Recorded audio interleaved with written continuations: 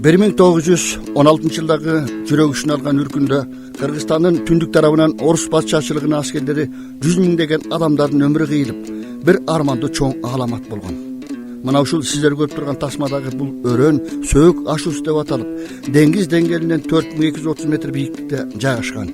Жетегиз районунун Барскон эли дагы ошол кездеги кыргыз элинин улуттук боштондук күрөшүнө катышып, ак патчанын бийлигине каршы турушкан. Ошол кездеги курал жарактардын жоктугу, ачарчылык, оорчулук турмуш калктын жалпы катмарын жонунан басып алчыратып келген. Элди кырып, жерди басып алуу аракетинде аеосуз кан төгүү аракетин жүргүзгөн патчачылыктын өкүмүнө туруштук бере албай, эл Кытай тарапка качууга аргасыз болушкан. Суу бойлоп, Капчыгай аркылуу ушул Сөөк ашуудан жан талбас аракетке түшүп, жүздөгөн адамдардын өлүмү менен коштогон запкы көрүп, калың эл эмне айла кыларын таппай күн түшүп, түн тутулган учурда Барскон айылынын тургуну, айтылуу баба атанын урпагы Калча уулу Кадыр Сөөк ашуудан сүрүп келаткан жоону тосуп, жалгыз бетме бет кармашка чыккан. Негизи Кадыр чоң атам, менин чоң атам Калча 3-1 тууган болгон. Улуусу Татыбек, ортончусу Кубатбек, кичүүсү Калча. Калчанын 9 эркеги болгон, 9 эркек баласы. Эң улуусу ушу Кадыр чоң атам, эң кичүүсү менин атам Асакей. Ортодо 7 эркек ошо үркүндүн убагында ар кандай оорудан ушу орустун колунан өлүшкөн экен. Ушу Кадыр чоң атамдан бир кыз, бир эркек калган. Кызы Чычканга турмушка чыккан. Андан бир кыз калды. Уулу Тенти Байкемден бир кыз калган, ал Бишкекте турат. Анан ушу инициатива районубуздун акими Эрмек Ибрагимович Бахавидинов ушу диги чоң атаң тозгон жерге тикке машина токтобойт экен. Ушу Кыргыз АССРнын 100 жылдыгы болуп атат. Үркүндүн Кыргыз Республикасынын эгемендиктин 33 жылдыгы болуп атат. Ушу эстеликти кырга коюп, анан Куран окуй турган бир эл отура турган навес кылбайсыңбы? Ушу үркүндө шейит кеткен ата бабалардын арбагына Куран окуп турганга деп суранганынан анан ушу эстеликти бул жерге көчүрүп, ушу август айында. Анан бул навести жасап койдук. Бул 100 жылга кардан мурда турганда 16-жылы, Ташта. Үркүндүн 90 жылдыгында кичине эстелик турган, анан слайд шоудан көргөзөбүз. 100 жылдыкта бул эстелик коюлган бул Кадырдын кара ташы деген борчукка. Анан ал борчукка тикке машина токтобойт. 50 эле ылдый мындан. Анан кырга көчүр деп ушу районубуздун Жетегиз районунун акими Эрмек Ибрагимовичтин демилгеси менен анан ушул жерге көчүрүп келип коюп, иним менен, балдарым менен ушу аракет кылып ушуну койдук. Кадыр ата ошол ташта айтып атпайсыз, жок ылдый жакта ташты тоскон да, Үркүндө ушу биздин бапа, бир туугандардан биздин мөндөшүбүздүн үркүп келатканда карательный отряд артынан жетип калганда силер ашуу сууну ашып, үзөң куштуу ич менен Акчийге Какшалга чыгып кеткиле, мен 3 күн өткөрбөйм орусту деп атын ушу борчуктун артына байлап, өзү борчуктун үстүнө чыгып туруп, ошо Кадырдын кара ташы деп аталат. Ошол жерден анан карательный отряд чыгып келатканда анан коктун ичинен атып, төртөөнү аткандан кийин төртөө жыгылгандан кийин калганы качып кирип кетет. Ошо 3 күн тозуп, 3 күн келбептир андан кийин ылдый кирип кеткендей. 3 күндөн кийин анан ушу көчтүн артынан үзөң куштун ичинде өзү ачка кетип баратса, бияктан туугандарыбыз жиберген экен 2 чөбүн тыңырактардан. Кадыр өлсө сөөгүн ит кушка жем кылбай корундагыла тирүү болсо алып келгиле деп, анан аларга кезигип кирип кетет. Ары карай үркүндөн келет, үркүндөн келип дыйканчылык, аңчылык кылып эле жүрөт. Анан 31-жылы 18-январда тройканын чечими менен контрабандалык топко аралашты деп атылып кеткен, караколдон атылып кеткен. Бул канча жылдары? Канча жылдары? 31-жылы 18-январда атылган. Муну районго жаздык кезегинде, областка жаздык. Чыкпай анан Бишкектен республиканский ГКНБдан алдык данныйларды ушу 1884-жылы туулган ушу Калча уулу Кадыр тройканын чечими менен 31-жылы 18-январда атылган деп. Атам айтып калчу.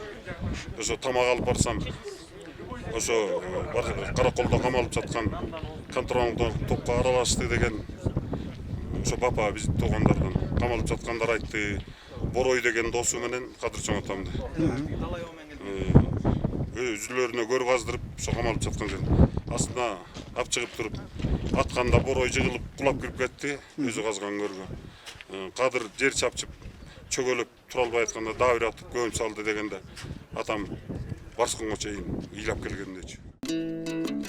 Калча улуу Кадырдын 1916 үркүндө жоо тоскон жеринде аны ар дайым эскерүү үчүн таштан эстелик тургузулуп, атайын Куран окулуп, эскерүү үчүн дагы чакан алачык жайшадар курулган. Муну анын урпагы Жолдошбек Жолой Калчаев жүзөгө ашырган. Келечекте бул эки мамлекеттин ортосунда эң жакынкы жол ушул болот. Жалпы 200 километр түзөт. Бул жол менен коңшу мамлекеттин эли менен карым-катнаштарды, соода саттык мамилелерине өркүндөткөнгө чоң салым кошот. Ошондой эле ал мамлекеттен инвестиция, биздин экспортко багытталган товарларды ал жака чыгарганга бир топ шарттар түзүлөт. Ошондуктан бул жердин келечеги абдан кең, эл үчүн, жер үчүн абдан чоң стратегиялык мааниси бар. Сөөктүн ашу белинде чоң Кадыр тоскон таш делди, унутпай элим жүрсүн деп урпагы койду таш белге. Бул ырсаптары ташка чегилип, төбөлүккө калган элдик баатыр Кадыр атанын өлбөс өчпөс изи болду. Төбөлүккө кеткен жол болду. Элдик баатырдын элге калган эреси ушул.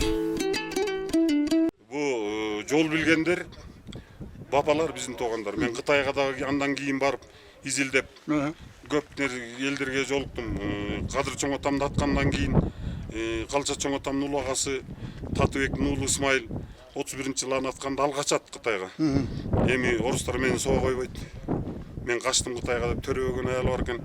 Ал батаңды берип таштап кетип, мени аяка барганда кое бересиң десе, батасын берип 31-жылы ал Кытайга качып кирип кетет. Какшабыл Какчийге кирип кетет.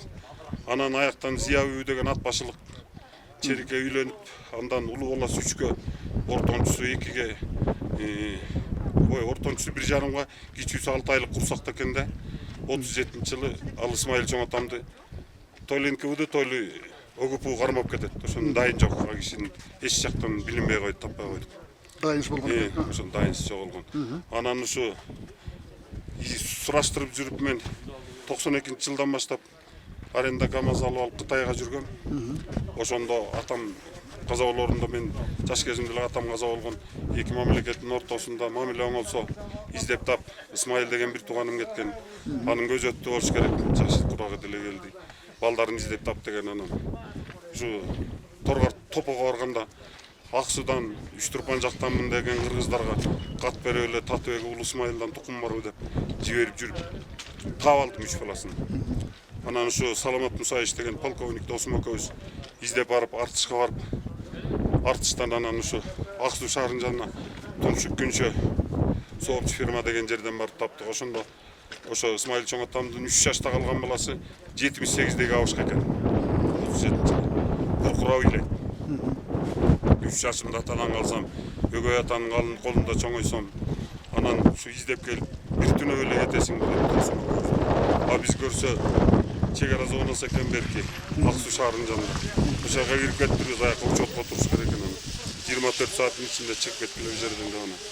Түнкү саат 12-де Үчтүрпанга кеттик туугандарга. Туугандын баары ыйлап ошо. Андан кийин катышып, алар менен катышып, алар келип, мен барып жүрдүм, бирок ушу 6-7 жылдан бери такыр байланыш үзүлдү. Алар чалбайт. Чалсам Кытай кыз жооп берип эле, мен чалсам ушундай байланыш үзүлдү жана. Лагерь перевоспитания дегенине түштүгү билбейм эмне болду. Мына байланыш үзүлүп. Бирок ошо Исмайыл чоң атамдан 3 бала калган экен.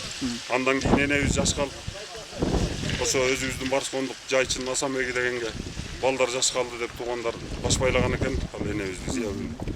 Андан эгиз төлөптүр Асан Үпөл деген. Аларга кезиктим, алардын балдарына кезиктим. Туугандын баарын таптым. Анан бу көпчүлүгүн эле контрабандист апийим ташыйт деген. Буга деле ишенбей калдым мен. Себеби саясатка таяп эле чек араны жабыш керек болгон. Ошол 16-жылы ошол убакта апийим айдаган кыргызга ким ишенет ушу көлдө? Туура. Аң терисин апарып сатчу экен. Мал апарып сатчу экен. Үчтүрпанда ушу Барскондук бапа Карымбай деген болгон экен. Ошонун небересине кезиктим ошо Кытайга барганда, Акыйкат деген. Анан ошол жерде Карымшак деген абышка, молда абышка, ушу Адап апа. Ошолор айтат, Карымбайдын мейманканасындагы элдин көптүгүн ушундан бил, чайдын чамасын замбил менен ташып төкчү деп. Туура. Анан ушундай ошо Карымбай тозуп алып, керектүү чай чамегин, товарын, материалын ошодон жөнөтчү экен. Анан Карымбайдын ошо небересинен Акыйкаттан Бападагы туугандарың ким десем, Калкабай Калемалы деди. Алардын тукуму биякта. Ошондо көп кишини таап келдик. Саламат досум экөөбүз. Бир тууганы Кытайда калып, бир тууганы биякта калып, ошолор табышты, катышышты. Ушундай. Кадыр атаны айтат го, бул мергенчи болгон деп жок. Теке көтөргөн дейт. Анан балбанда болгон чоң кадыр. Шаркырактын маңайында Туюгат жайлоо деген жерде. Ушу тегеренип келип, бир текени атып алып, анан кайра келген изим менен кетсем, жол алыс. Тегеренип калам деп туруп, бир текенин чыгарын алып салып, башын кесип салып турган. Бир зоодан бир зоого аттап, текени көтөрүп аттап кетти. Аны мен көргөн жокмун, мергенчилер айтат. Баягы жерден тизелеп барабан карайсың, текени көтөрүп секиргени. Эми бул керемет да. Анан орого түшүп кеткен өгүр чыгарган кенже бар дагы. Ал Садыкан ажы деген болгон Бапанын эң кыйын аксакалдарынын бири, ажы бар. Ошонун өгүзү орого түшүп калып, арба койгон. Арты ороонун ичинде төшүн чыгарып, балдары чыгара албай атканда ат менен кетип баратса, чакырып, каке сени албам дейт, кел чыгар десе.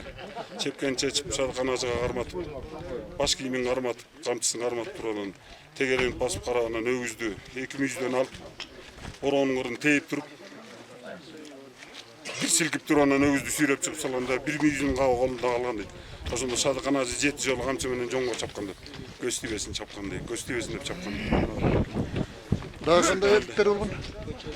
Анан аюу атканы бар эми. Аюу аткан жер. Батырлыктар көп Үркүнгө чейин. Үркүнгө чейин негизи чоң атамдын бараң эле болгон экен. Үркүндө жоо тоскону Мосиновский карабин менен тозгон. Аны кайдан алган? Ал карабинди Оттук Кара шаардан, арык тукуму Байболотуп Орузбай деген досу. Ал бир чети куда болгон. Ал Орузбайдын бир тууганы Бегалдын байбичеси жана Кытайга качкан Исмайыл чоң атамдын эжеси болгон, Каныкей деген. Ал төрөгөн эмес, Оттукта турмушка чыккан. Ошо Бегалдын бир тууганы Орузбай кыйын чыккан. Ал жанагыреки боомдун ичинен 178 мылтык абозду тартып алат го мергенчилер. Ошондон ошо Орузбайга бир топ мылтык тийип, ошо мылтыктын бирөөн ошо Кадыр чоң атама досуна берип, ошону менен тозгон да биз. Мосиновский. Тосту бул жерден тозгон экен ошо мылтык менен. Ошо мылтык менен Кадырдын кара ташынан тозгон.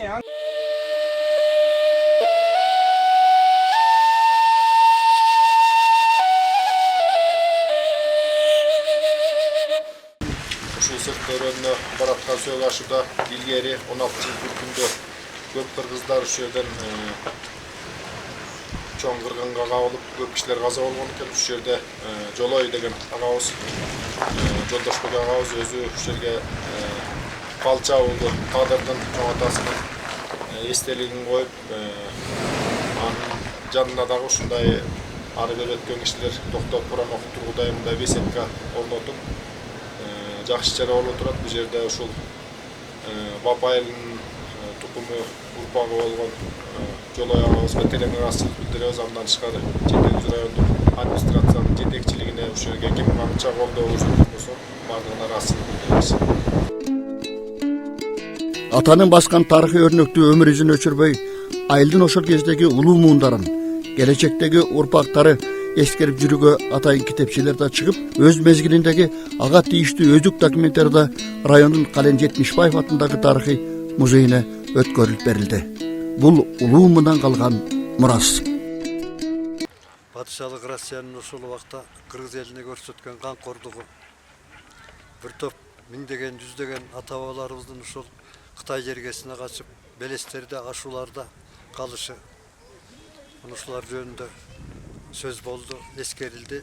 Башаты мына Жетегиз районундагы айтылуу сөөгү ашуусунда ушул маселеге байланыштуу бир иш-чара болуп өттү. Анын негизгиси мына сиздер жакшы билесиздер, тарыхтан билесиздер. Ушул сөөгү ашуусунда илгери ошол Үркүнүн убагында биздин көптөгөн аталарыбыз, бабаларыбыздын энелерибиз, эжелерибиз, жеңелерибиз, карындаштарыбыздын сөөктөрү калган. Ошол себептен бул айтылуу сөөк ашуусу деп аталып, мына бүгүнкү чейин тарых бетинде келе жатат. Мына ошол Хүркүн мезгилинде ушул Санжарада да орду бар. Көптөгөн, жүздөгөн, миңдеген кыргыз элинин жүрөгүндө сакталып калган Калча уулу Кадыров деген атабыз болгон. Мына ошол атабыз ошол мезгилинде ошол казак орустарына өзү жалгыз болсо дагы кичине туруштук берип, ошол ашуудан өтүп аткан, качып бараткан, Үркүнгө бараткан биздин элибизди ар жакка аман эсен өткөрүп ийейин деп аракет кылып, өзү ошол мерген киши болгон. Ошол кокту колотторго, ар кайсы төштөргө жашынып алып, ошол казак орустарына түрткү берип, ошолор менен бир топ атышууларды жасап, бир топторун ошол ар жакка өткөрүүгө чоң тоскоолдуктарды жасаган. Мына ошол Кадыр атабыздын урпактары райондук бийлик ушунун баарын эске алып, ошол сөөк ашуусунун бир ыңгайлуу жерине бир белги тургузуп коелу деген иш-чара болгон. Бул акыркы бир 5-6 жылдан бери маселе көтөрүлүп келаткан. Анан быйыл ушул турмушка ашырылып, атайы аянтча бөлүнүп, анын урпактары мына Жолдошбек Жолой деген жакшынакай инибиз бар. Ошол атабыздын тикелей урпагы, ошонун демилгеси, айрыкча райондук жетекчиликтин демилгеси, райондук агрардык өнүктүрүү башкармасынын демилгеси, ушулардын аракети менен белги тургузулду. Мына бүгүн ошол белги расмий ачылды. Бул белгини расмий ачууга райондон болгон коомчулуктун өкүлдөрү, түштүк тараптан келген меймандар, андан сырткары райондун жетекчилери, Барскон айылынын айрым жашоочулары, тургундары болуп, ушул эстеликти ачып, Куран окуп, ушундай бир жакшынакай иш-чара өткөрүп келдик. Бул эми тарыхты унутууга болбойт, тарых дайымыбызда жүрөгүбүздө болуш керек. Ошол багытта кийинки урпактарга дагы ушундай бир сабак болсун деген таризде жасалды. Айрыкча ушул сөөк ашуусунан ар жакка өтүп аткан, бер жакка өтүп аткан, жолдо жүрүп аткан биздин жүргүнчүлөрүбүз, жана башка ушул мейли сырттан келген кишилер болобу, ошолордун баары тең ушул жерге токтоп, ушундай бир иш-чара болгон экен, ушул Үркүн убагында ушул атабыз бир чоң эмгек жасаган экен деп, ошол ары бери өткөндө ушул атабыздын айрыкча ушул сөөк ашуусунда жаткан биздин ата бабаларыбыздын арбактарын ошолорго арнап бир Куран окуп, бир дуба кылып өтүп кетсе деген максат болду. Кудай буйрса бул турмушка ашырылып калды.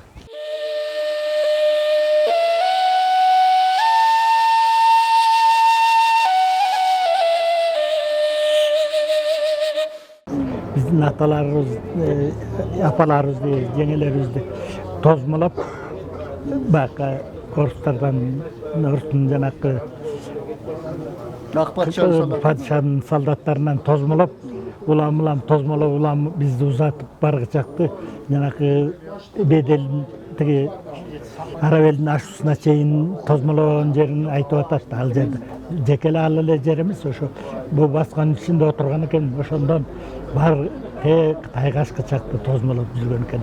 А кишен бир эле жерде бир-эки зото эмес да, көп тозмолоп көп эмгек кылган экен. Эчен аш жалаңач калган экен аталарыбыз. Ошолорду улам мал жөө жалаңдап, мал салы менен бараткандарды ошо коргоп, улам артын элди чогулсун, эл улам узасын арлап деп орустун солдаттары, ал ак падышанын солдаттары ошол учурда мүмкүн болушунча көбүрөөк элди кырган экен да, жакшы эле. Даже байкуш кыргыздарды көгөндөп алып туруп, огун коротпой кырган экен. Анан ошондойлордон бир тобун сактап калган да бул чоң атабыз. Анан же болбосо дагы көп кыргын болмок да. Бул кишинин эмгеги зор экен. Ошол учурда көп эле аркы азыркы айтылып аткан бедел, үзөңгү куш, ошолордун баарына чейин узатып барган. Жалгыз эле бер жакта бир жерден эле тозуп сөөктөр эле эмес, беделге үзөңгү куш, ошо чейин улам а киши бул эле эмес, көп эмгек кылган экен. Ушунча бак айма айтып атышат, охотчу деп. Охотчу эле эмес, мергенчи эл үчүн ошолорду ачка токтон сактап. Тарыхты, ата бабанын өткөн тарыхын билбей бул келечек болбойт. Ушул максатта иш-чара өткөн тарыхты дайыма eskeriп turalıq dep. Hem andan beri mına 16. yıl götürülüş bolsa hazır 24. yıl kılımga tete kılımdan aşık vakt ötüp ketti. Ana bunun şu tarbiyalıkta manisi çoğun şera olup öttü. Sebebi hazır bizden ösüp keletken yaşlarımız ata-babanın ötken jolun tarihın, өлkөнүн tarihine gövança mani beriyor yatışat. Şul arı beri ötken elge al жерден эми көп kişi ötüp durat. Şul az da olsa şolarның içine bir ata mekenine, eline olgan göz karашын özgörtüp atanın jolun bile жүрген бұл өзünün geleceğine jakşı degen manayda iş-şara ötüldü. Ошол үркүндөн кайра кайтып келген, мына 18-жылдарда кайра кайтып келди деп көпчүлүк үрккөн эл кайтып келген экен. Акыркылары жүрүп мына 60-жылдардын тегерегинде андан кийин ошо калып калган биздин бир туугандар да кайтып келишти. Октябрь революциясы Анан ушул кыргыздын мамлекет болуп, улут болуп сакталып калышына, алардын өнүгүшүнө, билим алышына Совет мамлекети орноп калып, кыргыздын бактысы ачылды, чынын айтканда. Ошондон бери кыргыз эли азыр дүйнөдөгү эң бир билимдүү элдин катарына кошулуп калдык. Совет мамлекетинин тушунда мына биз орус жазуучуларынын чыгармаларын окуп, биздин жазуучулар, биздин артисттерибиз болобу, искусство адамдары эң биринчи үйрөнгөнүбүз ушул орус жазуучуларынан, орус искусство маданиятынан үйрөнүп, аларды кыргызча которуп, анан ошолордун баскан жолун, ошолордун ыгына салып отуруп, азыр бизде кыргыздын өзүнүн улуттук адабияты да, улуттук маданияты да калыптанган кез. Эми биз ушул иш-чарада эмне максатта өтүп атабыз? Ушундай апат иш болбосун, элибизде тынччылык болсун, мамлекетибизде өнүгүү болсун, дегеле жер жүзүндөгү элдерде тынччылык болсун. Бул апат деген, согуш деген кандай нерсе, эмнелерге алып келери тарых өзү көрсөттү. Ошол кайталанбасын деген мааниде бүгүн ушу иш-чара өттү.